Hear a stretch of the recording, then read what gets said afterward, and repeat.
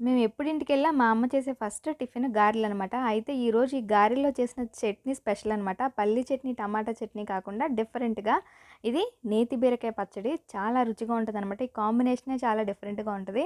So, మా అమ్మ దానికోసమైతే 2 బీరకాయలు, ఈ పచ్చిమిరపకాయలు, 3 టమాటాలు తీసుకుందనమాట.